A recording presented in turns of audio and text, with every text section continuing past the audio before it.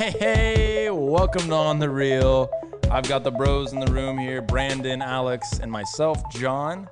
And we're going to go over some questions that some people have sent us through the DMs and text and phone call and however you send messages across the interweb. Messenger pigeons. That'll work too. My favorite. I don't know how I guess we could just jump in straight to the first question. We got a really good question that I think speaks to a lot of people in the creative industry when they come together to do a business venture together and collaborate on something. Yes. So let's start there.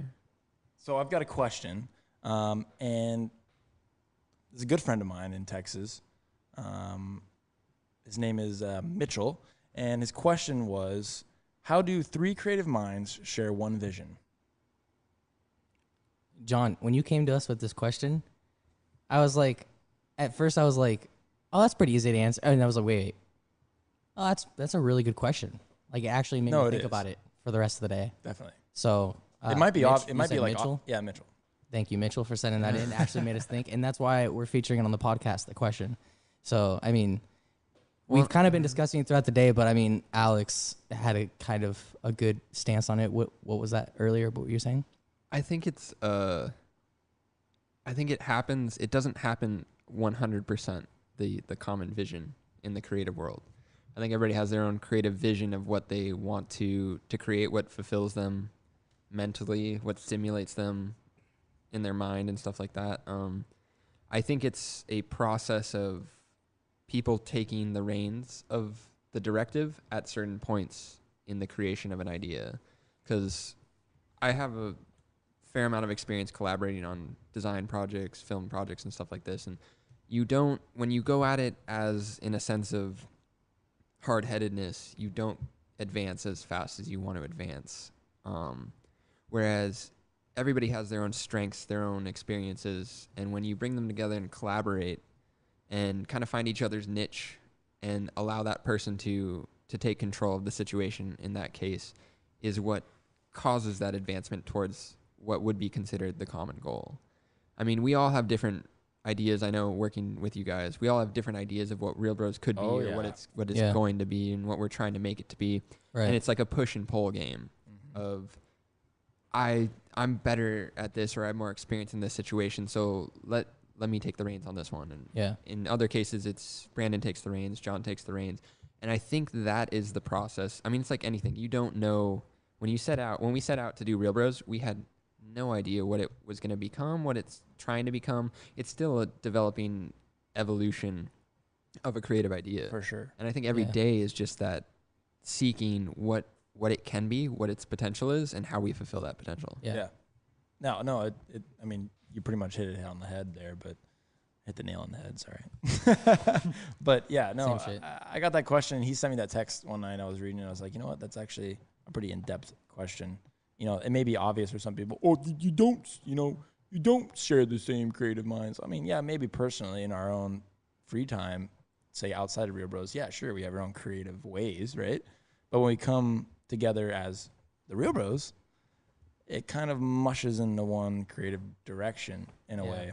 You get something special out of it. We all have different ideas that kind of adds to the pot.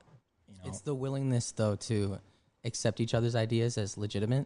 And those haven't been accepted at sometimes, you know. Some people are like, no, that's fucking stupid. You're not going to do that. But then they do it, or one of you do it, and it's like, oh, okay, actually, that does make sense. Yeah. Yeah. And I think an important thing for me personally is having outlets outside of the business and outside of what Reelbros is for myself creatively to like express myself and solve my own internal like problems or ideas and whatnot. Yeah. And I know like Brandon does music, which is awesome, and he kills it. And like that's a way that he expresses himself outside of the business that's not necessarily linked to the business, but it has influence and ideas that are then brought into projects. And we're actually in the process of setting up shooting some music videos for him and stuff like that. So it's this weird, like you can't be fully engrossed in a single idea as a collaborative business entity. You have to, as a creative, you have to have your own individual area that you can kind of go and play and explore and grow yourself. And in ways, going off and growing yourself and experimenting it gives you assets and ideas and experience that you can bring back to the business. Brandon, I heard that. You're doing a mid-pour right in between his sentence there. Guys. Podcast pour. That's right. Alex started talking about the music and on started the complimenting me, and I was just like, I'm on gonna pour a the drink reel- to that. On the reel. He had a good point there, and all of a sudden I just hear like a slurp. Hey, John, you're forgetting we have multi-track recording. Oh, you're right. I can just totally cut it out.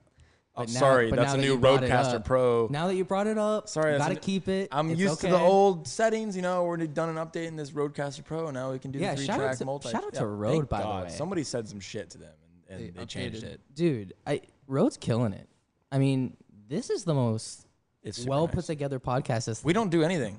I mean, Yeah. okay, I'm Well, gonna be I'll honest. cut We it, don't but- really like use podcast setups too much. Like this is our first one, but like We got the right one. I That's don't for think sure. I mean No, we've used one before. Alex had one over with Square Planet. He was trying to do their podcast, that and was we were rough. setting it up, and that was a shit show. This is like you had don't like even 3 blink. and it's just- converters going into each other, and Yeah, like this is stupid. You just click one button here and you're done. nothing had power, and yeah. But anyways, back to that topic. Yeah, sorry. I think Back to that topic.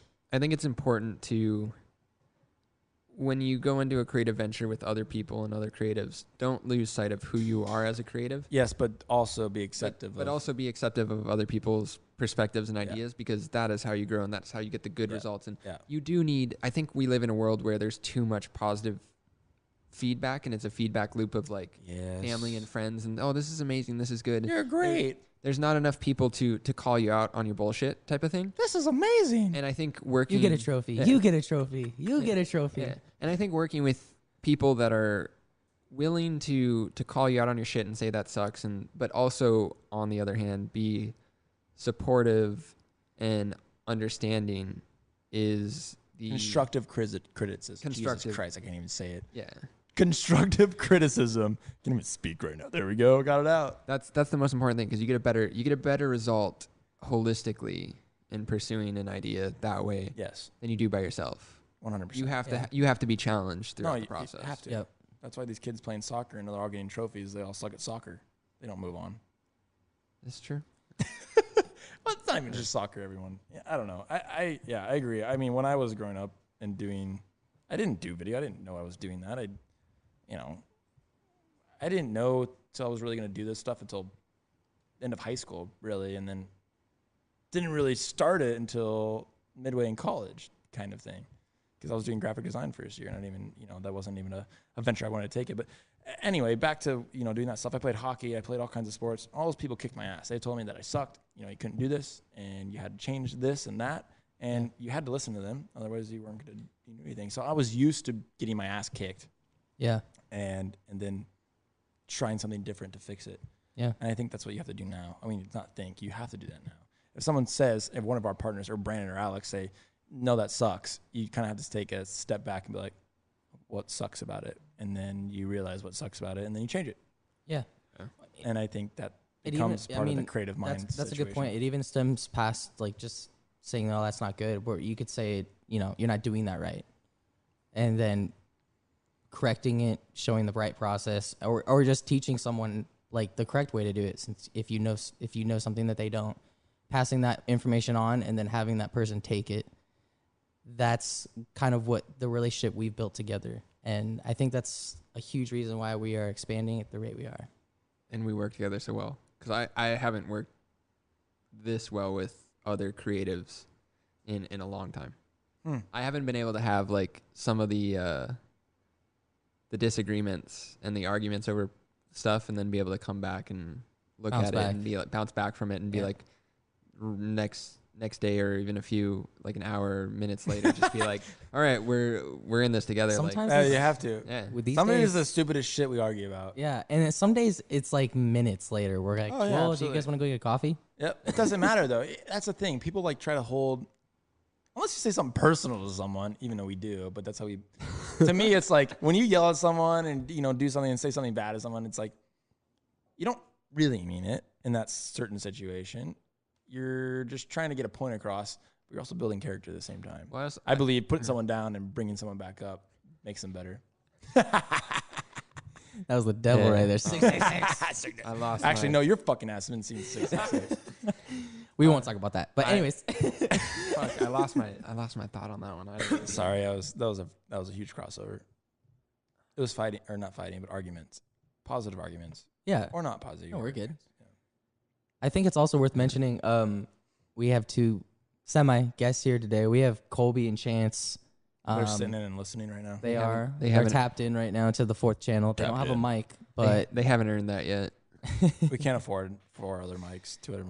Yeah, But- we need sponsors. So if you know anybody, Hey, Road. I'm just kidding. slide into the DM. Actually, Road, we're using Audio Technicas right now, if you were wondering. Yeah. Not that some people are wondering, but Brandon's using the most expensive one. Got a fancy mic, the recording boy. The freaking. I need What to is get it? a new one actually. What isn't it? What is it? It's an AKG Yeah. C214. It's a good mic. I definitely want to upgrade, But yeah, but like I was saying, I think it's worth saying these guys have been pretty loyal to us. Personally, I've known Chance since we talk about it all the time, 7th grade. We were locker buddies back in junior high. That's how I met him. He was the guy at the bottom, and I was the guy at the very top. So I'd always be like, I'd always have to wait for him to get out of the way to get to my locker, and then we kind of just started talking from there. And yeah, I mean, we've been through some ups and downs, but it's come out to where he's doing his thing now. And Hey, did his first edit today. yes, he was in the office all day today. I Doing mean, some John and I BTS even did cuts. some errands today. Usually he'd want to come with us. We And built a new desk. we built a new desk. It Yeah, looks it's really fucking awesome. sweet. But Chance literally stayed on the computer all day. I mean, we have a nice setup, so it wasn't like too bad of a punishment to put him on there. But Except we went to IKEA. We're like, yeah, I want to go to IKEA. That's a cool place. We're like, no, Chance, you have to stay there and do the edit. This is what Chance happens now. Chance oh, can I come? I love IKEA. And we're like, Nope. We're like, or you could stay and edit and get this. Or you can get it done. I think Chance realized you jump in on an edit at like 10 a.m. and then you're like, look at your watch and you're like, fuck, it's 9 o'clock at night. Yeah. Exactly. No, he wanted to go, and we're like, no, you're gonna finish it. Exactly. This is what we got to do. But he stayed and he finished it. Did. I haven't seen it. Alex shouted him a lot of the day, but Head to the Chance Reelbros. was on the editing. Chance was on the editing bay the whole day, pretty much. So it was pretty. Head to It's the, cool to see that he's been shooting our BTS. So I'm like, hey, if you're gonna shoot the BTS, I'm sorry. He's been shooting our BTS, so I'm like, hey, if you're gonna shoot the BTS, you gotta edit it. You gotta get down and dirty with it. Hey, we got another question. Oh, we got another question. Yeah, it came through the DMs. hit us right us now. with it, Johnny. Okay. What's a specific project that you three, us, butted heads on, but it came together in the end?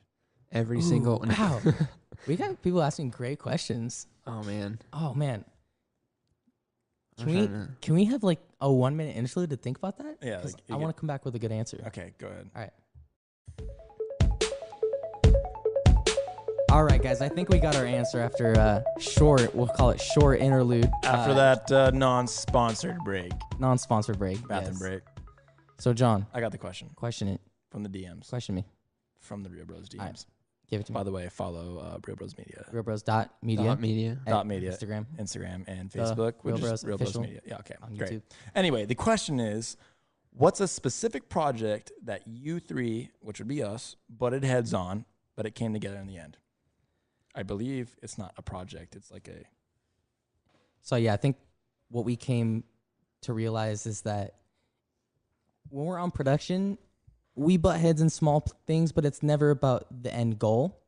What it comes to, when we start butting heads is when it comes to post-production, really. And back in the day before we had an office, we would edit out of John's spare bedroom in his apartment in that's Phoenix. why I got 2 bedrooms, by the way. That's why he got 2 bedrooms, so that That's we could be in dedication the other right one. there. That is dedication. So we'd be editing there late night, and all 3 of us are sitting around 1 or 2 monitors. Yeah. And we have the timeline in front of us, and we're all just trying to put in the input as if we're sitting in the I editing bay. typically would sit on the desk, and that was probably, we realized that was a problem later on, but I was very slow at making decisions in the edit. I was very particular. I'm very, it's got to be perfect. It's got to, And you were really slow at just Premiere in general. well, yeah, but, No it got it done, and the edits no within. hotkeys were used. No, I don't like the hotkeys. I just like And also because making sure it was done. It was John's sweet setup at his apartment, so yeah, I guess. I think he had a good ass it, setup. it was the culmination of design by committee Yes. in the post world. Yeah. Anyway, but needless to say, the job always got done, regardless of the process it took. Sometimes we would yell and people would leave, or projects would be lost, files would be lost, some shit like that. Shout out to Premiere Recovery though. Yeah, but autosave. I think that was that if we were to butt heads and that's the question, it was in the edit room.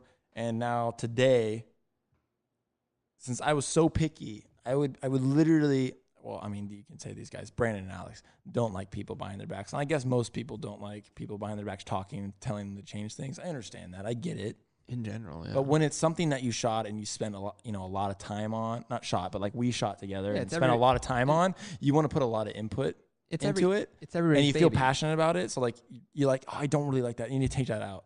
And someone disagrees. It's like, that's where you butt heads. It's everybody's baby at the end of the day. But everyone's has different perspective on but that this baby. is the whole point of the podcast. This is where it comes back into the whole how do three creative minds come together for one vision? Perfect right there. Yeah. And I think a taking point for me is I've heard this a handful of times is murder your babies. Like what? Be okay with what the fuck? Be okay with losing things that you feel really passionate about for the greater good of the project or don't be so attached to stuff because what was Alex's big thing? Be humble. Hey. Well, Brandon, what was Alex's big thing? It was grain.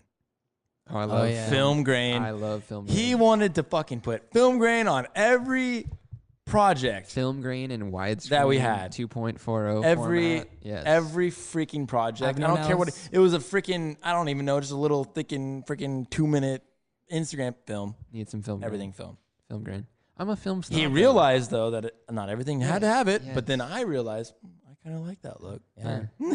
It's got its place. It's got its fucking place. That's for sure. Shout out to Rocket Stock for the best film grains though.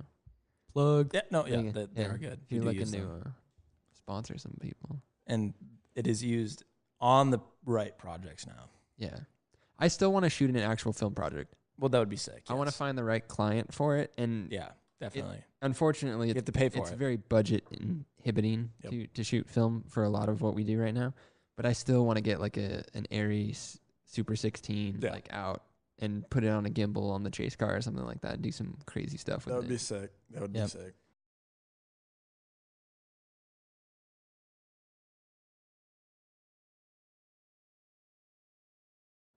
So I guess we figured out what project we butt heads on. Not project. I mean, there were a lot of projects that we butted heads on. Okay. So we figured out what we butted heads on, which was in the editing room in post-production. What specific project was it the most challenging in the editing room? That's a tough one.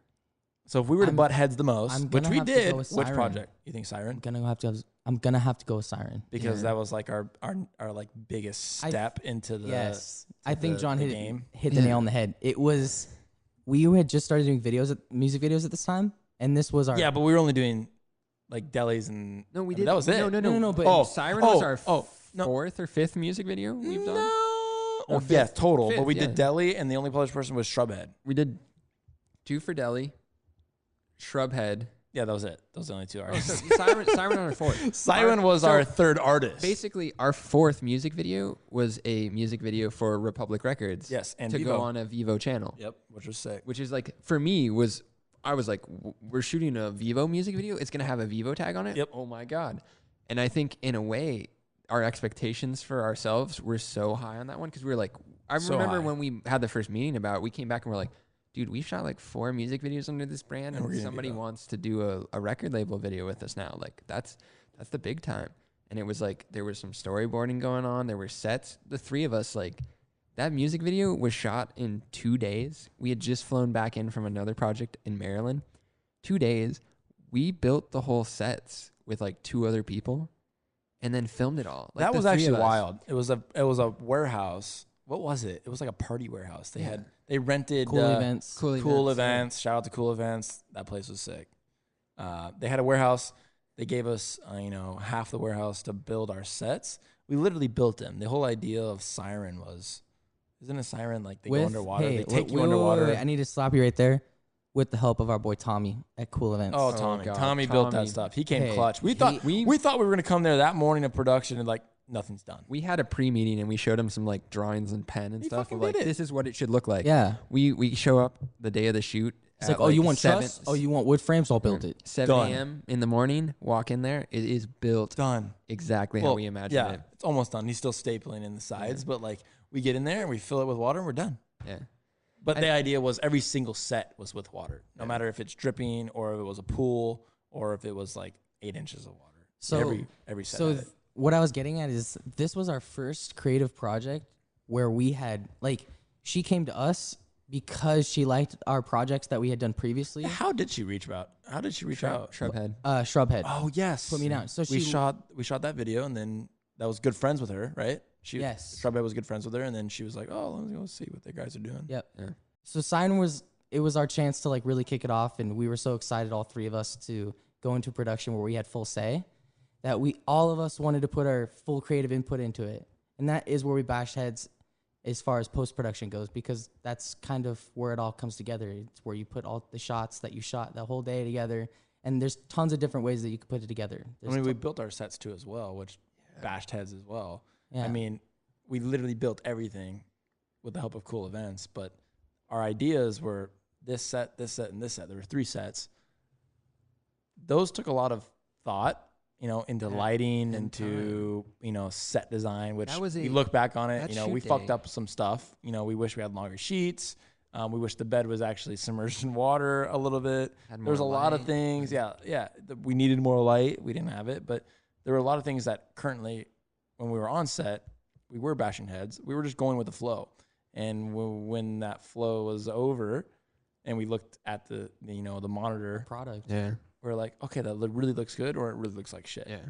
I think that was a 16-hour day of production, I think. That was a very long day. Which is fucked when you think about it. But my all-time favorite frame from that whole shoot was the last setup we did in the pool with the mirror and the spot. Yes. Like, yes. So at the you know what's fucked though? 16 She was freezing. Yeah.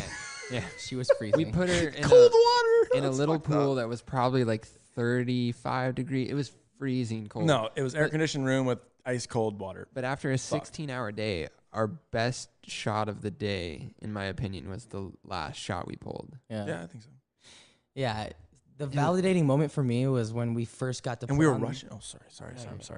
When we first got to put on the director's monitor, and everyone that had been watching us for hours set up, it doesn't look like it does when you're setting it up as far as when the camera gets put on. Like you put you turn the camera on, you look at it through the viewfinder, you're like, oh my God, that looks crazy, because you're only getting to see the frame of what you're shooting. So when we turn the camera, or we turn the director's monitor on the small HD, and then like her mom, Kaylee Moore's mom, lit up. Sister was there. And then the Cool Events guys. And then the Cool Events guys were there. Like everyone was just like, oh my God, like it just transformed the whole set. That was like a super validating moment. It is cool. It is cool seeing that, like the final frame.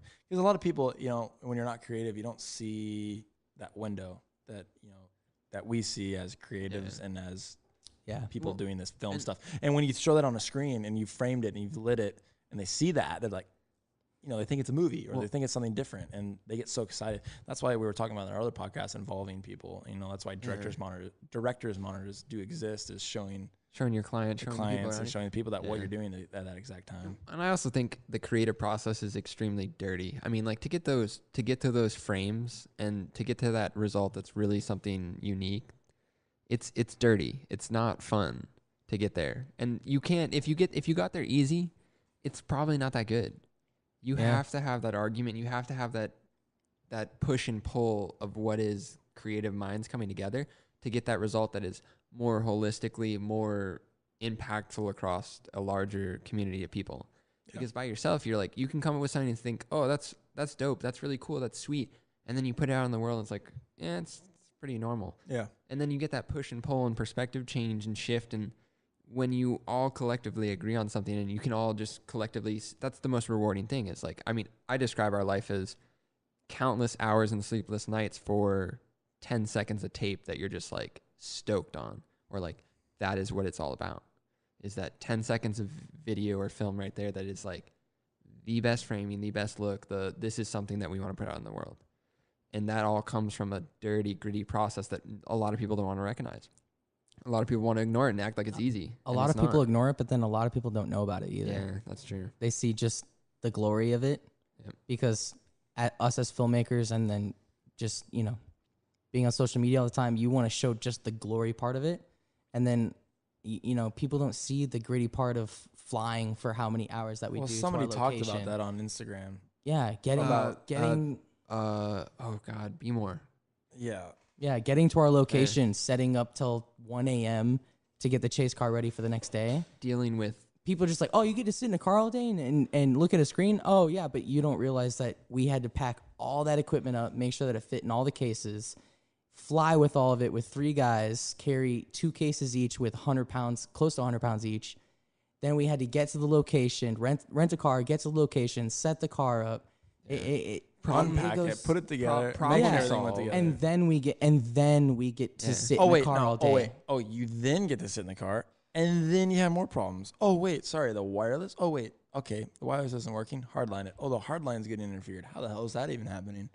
Yeah, it's a problem after problem. That's a problem after problem. And then sometimes the problems aren't even in your control. Like the Red app that we use for the camera controls, so that we don't have to keep getting in and out of the car, even though we had to get in and out of the car the whole time because it wasn't working.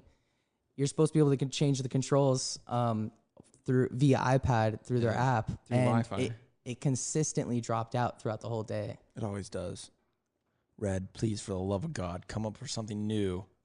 I know you have that pack, but stop charging thousands of dollars for something stupid to send a signal further. The Wi-Fi backpack, yeah. Please, Red. Please. No, but that's what people don't see. They don't see the nasty side of it. They don't see the side where people are going at each other and stuff's not working and people are frustrated and you haven't slept, and they just see the cool shot, the cool second. They see the like, oh man, you're shooting this concert, or you're shooting these trucks. Like, I want to do that.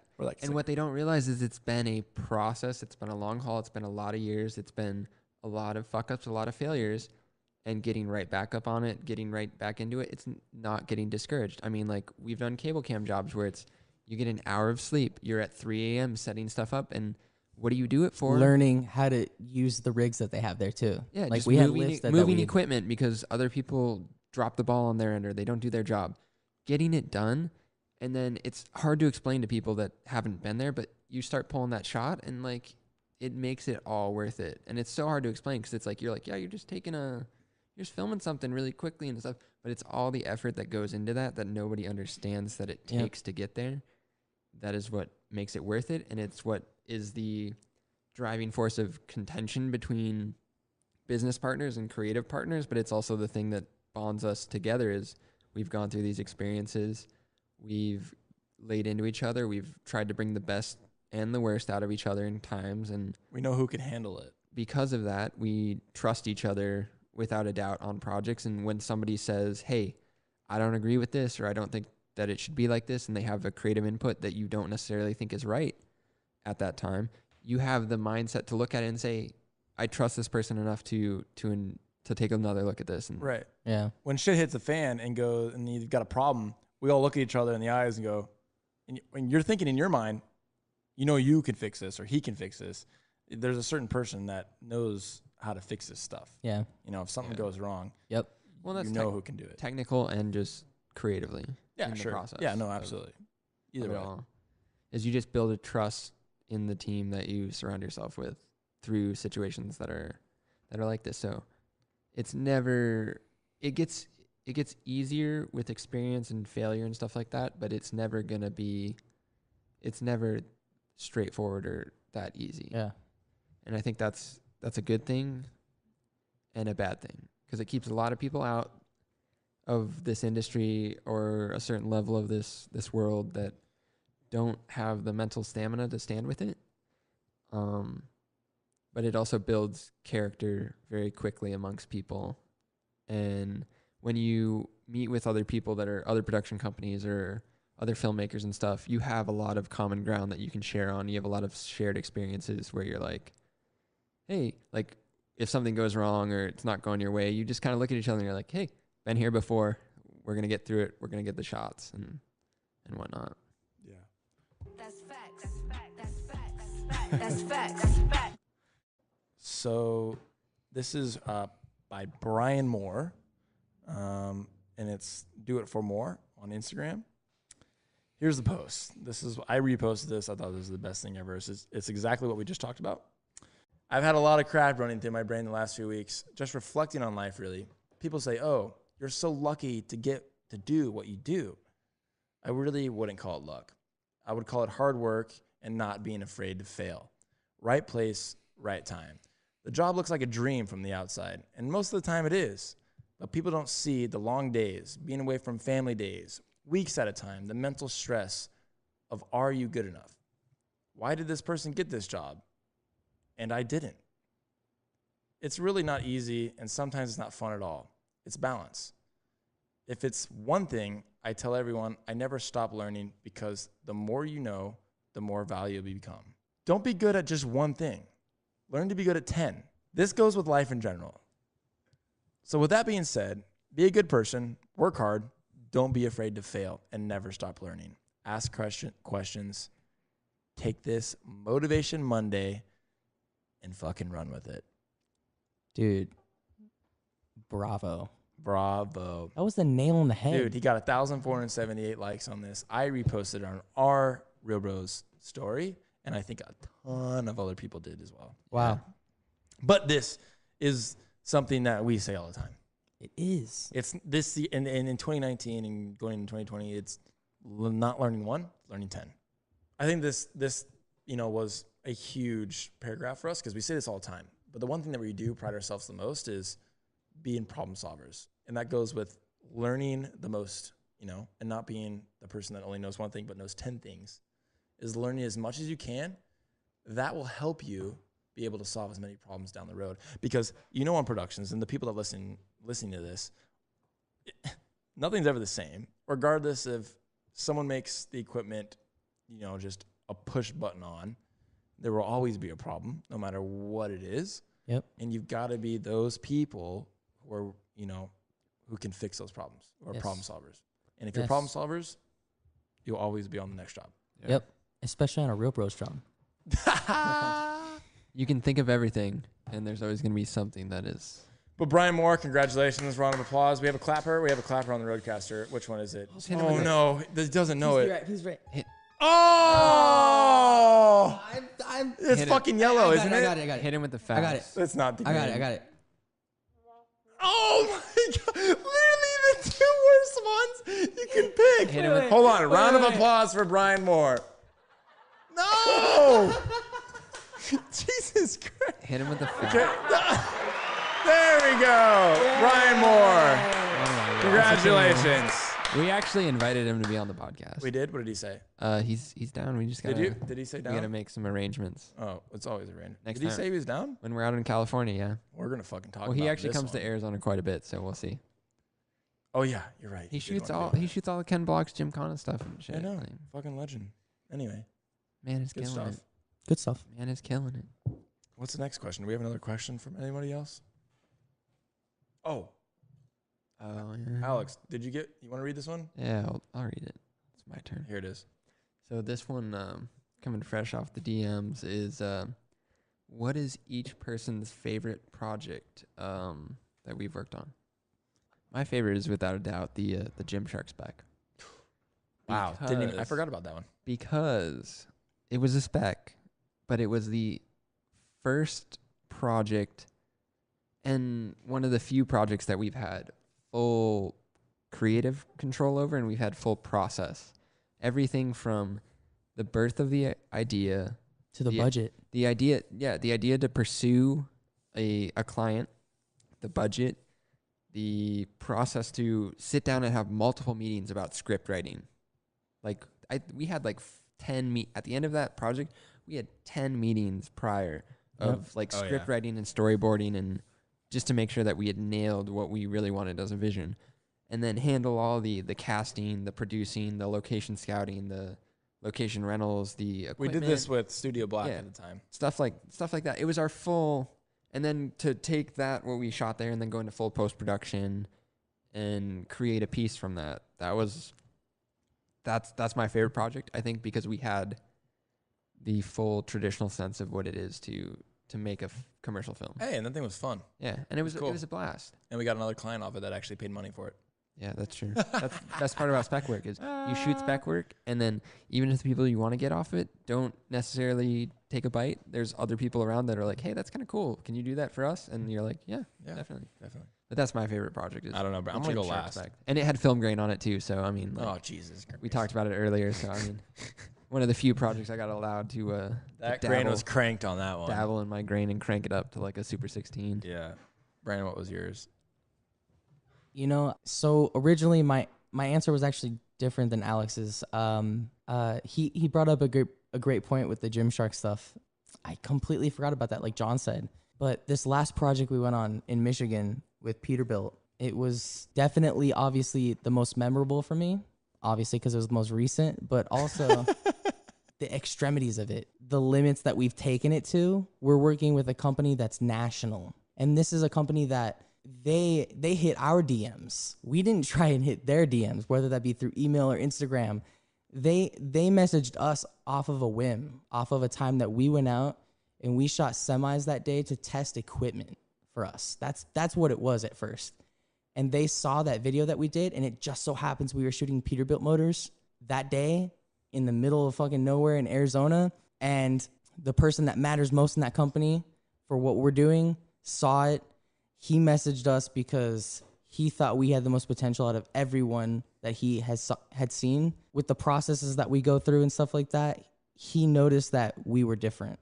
And the fact that he told us that in person when we were in Michigan, that was such a validating moment for me. Yeah, that's to true. what we've came through. No, definitely.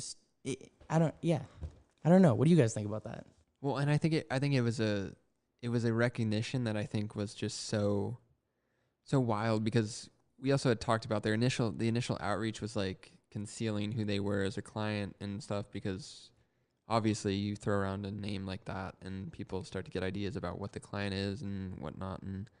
And there were a series of, like, in their first contact with us, they had kind of tested us on like knowledge of like cameras and stuff to make sure that we were the right fit. And which is awesome. We had a conversation about that. We had a conversation about this, cool. and it was not super cool on our end, but super cool on his end for testing that theory. We'd given all the right answers, and we're kind of actually turned out to be what was a really good fit for them and where they're at right now and what they need fulfilled production wise, and our idea of what chase car can be and what we're trying to do with pursuit vehicles. So it was super validating, and like Brandon said, just to have them reach out to us rather than us reach out to them was wild, because I mean, at the end of the day, I think we look at ourselves as like just three guys that started a company in Arizona and are trying to do the best work possible, but it's starting to gain recognition from these much higher levels of clients and people, and it's a very validating thing.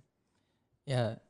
I mean, now that I think about it, Gymshark we had control of everything, all variables. That was a project to represent at that time what we could do when we control everything, even at the budget that we were available to. Which was zero, other than renting. Which is practically zero. Which was renting the It was more about putting gym. assets together between Studio Black and us and kind of making what we can happen. Yeah. I'd be curious, with that being said, I'd be curious to see what we could do when we have all variables are us. I'd be curious to see what we could do with what we have now and the knowledge we've gained over that since that happened, and kind of a cool project to maybe try sometime. I think we have some in the works too right now. What do you think my project is? I think it's Ferrari. Really? Yeah. Brandon, what's yours? What do you think mine is? Choose. Oh man, it's gonna be AZDS, isn't it? See, that was my strong second. Brandon's got to say, what do you think mine is? Come on. Ferrari. Wow. I don't know. Fuck. You got me fucked up. Was it AZDS? No. Neither. It wasn't AZDS. Ferrari was sick. He's gonna say hometown. The only reason I would have said Ferrari is because they gave us a car. That's the only reason. Yeah, cool. We got to drive it. Creative wise, fuck it. Yeah. It was nice. Cool. I agree. It's the best event video anyone I think has ever seen for that type of,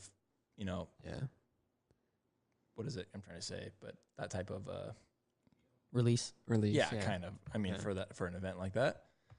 I think my favorite project, it was Solar Spell. No way. I think. Yeah, Alex. Yeah, no. All right. This was okay. This was before Alex, and yes, this was before officially Reelbros was done. But I think it's not because of that. I got plenty. There was other projects. I mean, like Siren was my hard second. I think it was my hard second. Yeah, that was I felt like we just nailed it and killed it for what she was looking for. Yep. There was more we could have done, obviously, and we could have paid attention to, but we did what we did, and it came out really well. Can I butt in real quick on Siren though? Sure. When she said you guys made me look beautiful, I was like, "Oof." Yeah, no, that was great. It made you look beautiful. That was like we did exactly what we needed to do. Yep. But for Solar Spell and that project for ASU, and Brandon and I went out to Samoa, northeast of Australia. That was fun. That was the first time we got to I think put ourselves, Brandon and I, together and do something outside of the classroom. And it was in a remote location with gear that we had some rented and some owned. And I think that it kind of solidified what I wanted to do. I think Samoa was like, okay, after that project was done, we were editing inside of the Peace Corps' office and getting it uploaded within that hour or so through their Wi-Fi that they had on a giant antenna thing. I don't even know what it was. I think that was like, let's do this. Yeah. That was the project. And the interviews we set up, we love doing interviews. We still love doing interviews. I love interviews. And it was, at that time, it was just about what we could pack in our bags to be able to shoot interviews at a remote location. Yeah, we had the Ronin, and then we had sticks, and we had some mics, barely.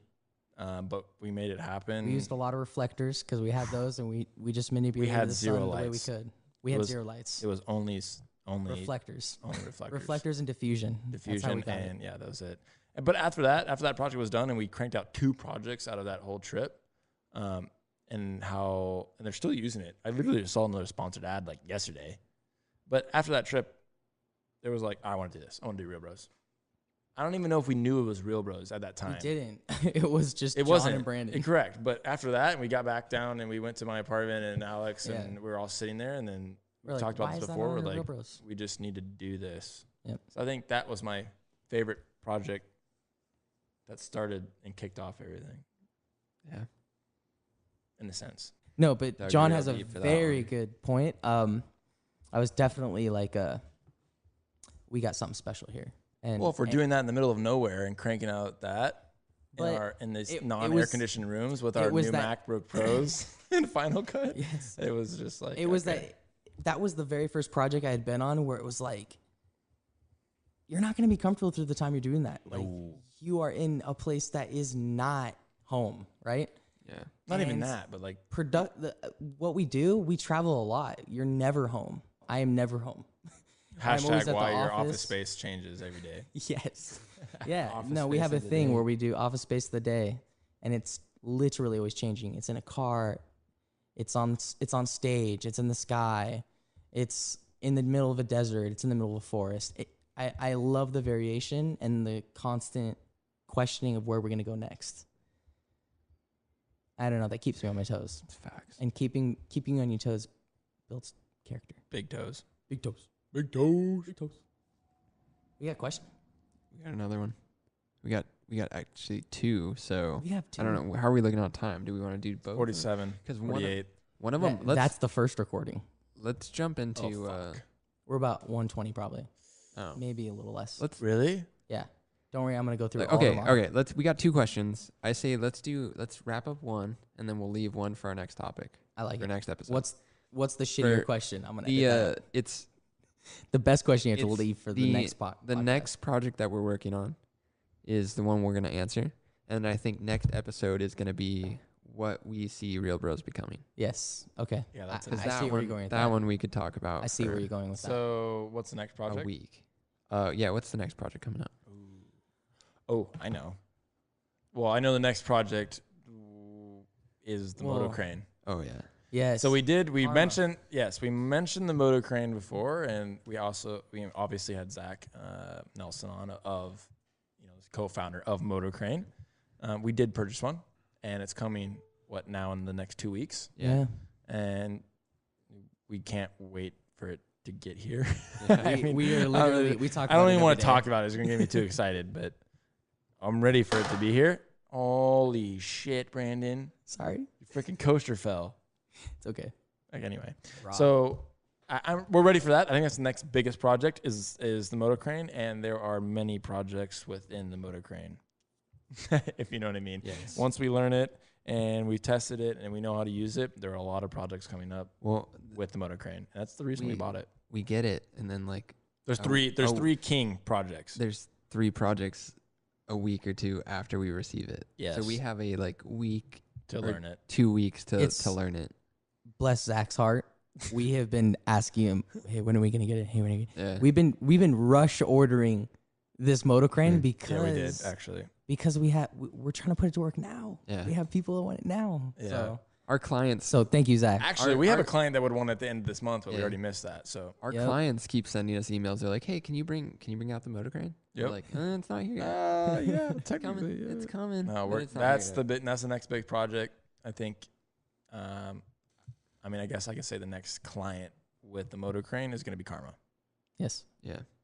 You guys know who Karma is? They create electric automotive vehicles. Yep. They were before Tesla. They make those crazy looking, beautiful lined cars. I don't know, it's crazy, but we're working with the GoCo on those projects. They've hired us to do all of the kind of Russian arm Special camera pursuit, operations. special camera operations era. For their upcoming commercials. Yep. So that's gonna be the next project. Yeah. And it's gonna And be if sweet. you go to the Karma's website right now, Oh yes, You will on the see- GT page. yeah, you'll see the new work we did with the Rivero on the Pacific Coast Highway. There's like 3 shots or something, 2 shots. A few weeks ago. Yeah. Sometimes it's just 2 or 3 shots. But this stuff coming up should be. But sometimes that's all you need. Yeah. Yep, that's all you need. Like we said earlier, you go through hours That and was hours a- and days for just That was a 15 full. seconds. That was a full day shoot. That was Yeah. a 7 a.m. till 7 at night Yep. shoot. And it was And like 10 no, seconds. it was like 10 We got 10 ish seconds, 20 of seconds footage. of tape on there. Yeah. Yeah. Yeah, but There's still worth it. still a final release piece coming out. no, yeah, that was this- just the website this stuff. summer, so- There's more commercial stuff coming out. We'll see. So yeah. Worth it. So that's the next project, and I guess you guys are gonna have to tune into the next podcast episode to figure out where we see Reelbros going next, And Real Motion, and Real Motion, because that's still not officially launched yet. It's almost there. yeah. We keep saying that. We are on the brink. It's on the brink. We got some big news coming for you guys. We'll save it for the next podcast though. We've gone past our time. And you guys need to let us know who you want to come on the podcast. I say let's do a segment every time where we got some questions. Yeah, let's That do was it. good. Do like a question segment. Well, like 15 minutes of if anybody's we'll pick the best questions. Pick the best next time. questions and That's what I'm give them- saying. stuff We that post on challenges us. Yeah, I don't know. We post on Instagram. We have Get some questions. 5,000 organic followers, and we only got like 3 fucking questions. You guys on Instagram need to pay the fuck attention and put some input in this because we'll talk about it. Yeah. Damn it. Yeah, don't send clappy hands or thumbs up. Yeah, Send don't me give me some shit. Just give me some questions. What Yeah, do you want to exactly. know? What do you want to know? Stimulate us. Yeah. All right. So, I mean, you heard it here, guys. This is on the reel. I think we're going to sign out on that note.